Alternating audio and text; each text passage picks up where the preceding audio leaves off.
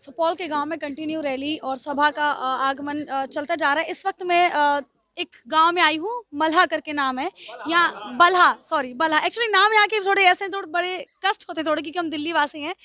तो दिल्ली वासी हमें, और यहाँ पे एक और जो खास चेहरा आज बनकर आए हैं, संजय निरुपम जी, बहुत बहुत स्वागत है। नमस्ते जी। मुझे लगता है कि आपकी जो इमेज है, कोई मोहताज नहीं है जानने के लिए कि इनका नाम क्या है। बहुत बड़ा चेहरा आप कांग्रेस के, पहले तो बहुत बहुत स्वागत है। और इस रैली में आप यहाँ कैसे, किसको सपोर्ट और क्या प्लान लेकर आए हैं?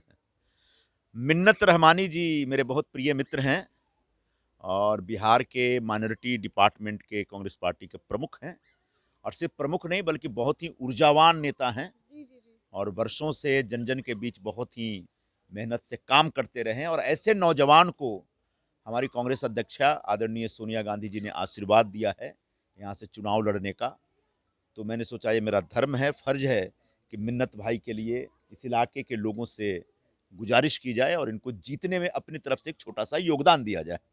और इसलिए आज मैं यहाँ पे आया हूँ और मैं देख रहा हूँ कि बिहार में बदलाव की एक बयार बह रही है।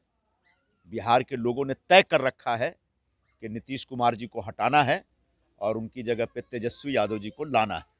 और जब ये माहौल बना हुआ है पूरे बिहार में, तो सुपौल में भी यही माहौल होना चाहिए।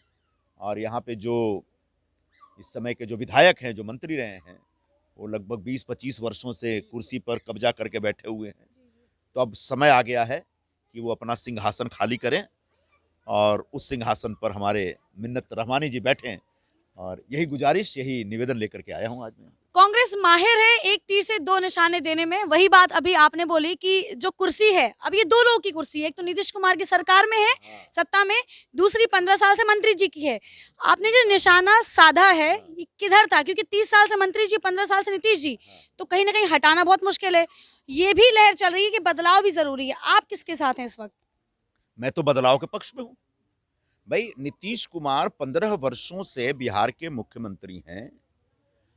जो कुछ करना था या नहीं करना था सब हो गया। और अगर आगे भी कुछ करना है तो जब 15 साल कुछ नहीं कर पाए तो आगे क्या कर पाएंगे। और उनके सामने एक बहुत ही ऊर्जावान, जोशीला और नए आइडियाज के साथ, नए नए प्रोग्राम के साथ जो उनको चुनौती देने के लिए जो नेता खड़ा है, वह है तेजस्वी यादव। और मैं देख रहा हूं कि तेजस्वी यादव की लोकप्रियता जबरदस्त है। जिस तरीके से वो अपने प्रचारों में जा रहे हैं और लाखों की संख्या में लोग उनको सुनने के लिए आ रहे हैं, और जिस तरीके से जो क्राउड है जो रिस्पॉन्स दे रहा है, रिस्पॉन्सिव जो लोग हैं, वो इस बात का सबूत है कि तेजस्वी यादव को मुख्यमंत्री बनाने का मन बिहार ने बना लिया है। और मैं उस मन के साथ हूँ, उस निर्णय के साथ हूँ। आपने लालू जी की बात कही। लालू जी की बात से याद है, जिस वक्त लालू की सरकार थी, मेरे हिसाब से कांग्रेस यहाँ नहीं थी। लेकिन कांग्रेस के लोगों का कहना है और यहाँ की जनता का कहना है कि जो तेजस्वी छवि दिखाई लालू जी की देती है, जिस तरह से फुर्ती से तेजस्वी यादव जी रैली कर रहे हैं, मंच पर जाना, जनता का स्वागत करना, उनको सम्मान देना, कार्यकर्ताओं का सम्मान देना, लोगों का ये कहना है कि जो तेजस्वी में छवि नजर आती है वो लालू जी की नजर आती है। और इस वक्त महागठबंधन में कांग्रेस है, कितना फायदा पहुंच पाएगा? आपकी दो इन्फॉर्मेशन करेक्ट कर देता हूं। पहले लालू यादव जी की जो सरकार थी उसमें कई बार कांग्रेस पार्टी भी साथ में थी।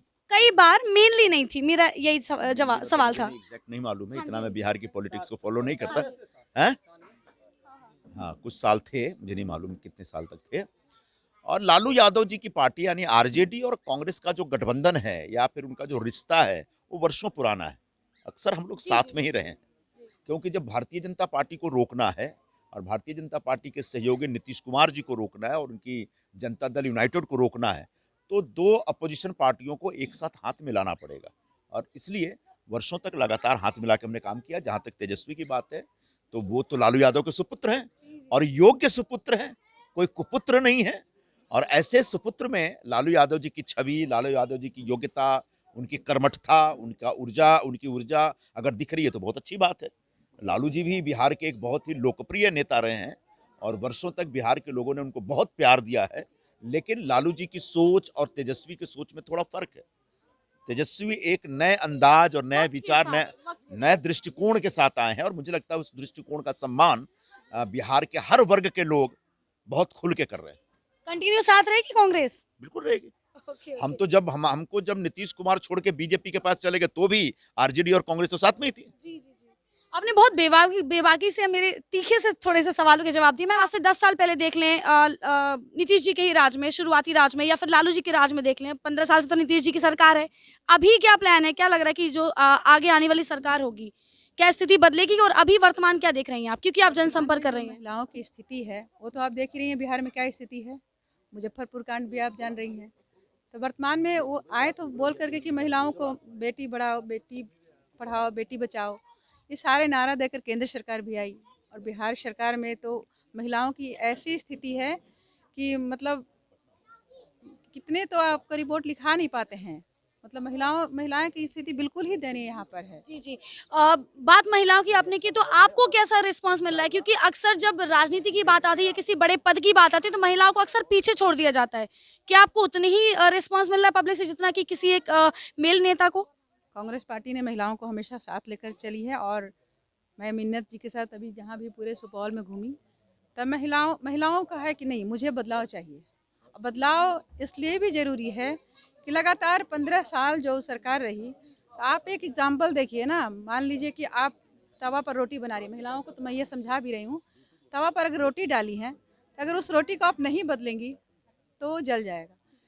तो ये बदलाव इसलिए भी जरूर, लोगों ने, महिलाएं हो या फिर नौजवान हो या पूरे बिहार की जनता, ये डिसाइड कर लिए हैं कि हमें इस सरकार को बदलना है और नई सरकार को लाना है।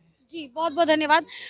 मीना जी, आपसे बस एक सवाल जानना चाहूँगी आखिर में, क्या महिलाओं के लिए आपकी आपकी सरकार में कोई प्लान होगा? क्योंकि हर एक के लिए एक ना एक प्लान है, युवाओं के लिए हो या पेंशन वाली योजना हो, बच्चों के लिए शिक्षा हो, क्या महिलाओं के लिए कोई स्पेशल प्लान है आपकी सरकार में?